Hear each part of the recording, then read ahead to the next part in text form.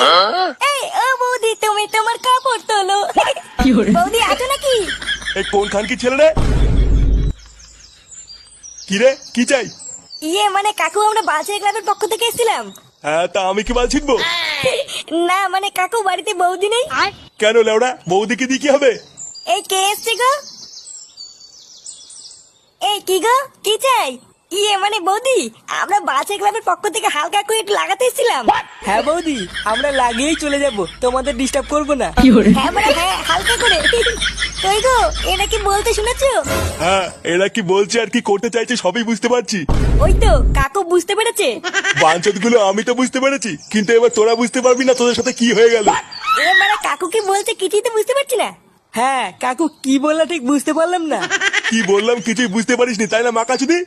এই গার মেরেছে, কাকু এইসব কি বলছে? খান কি ছেলেগুলো তোরা আবার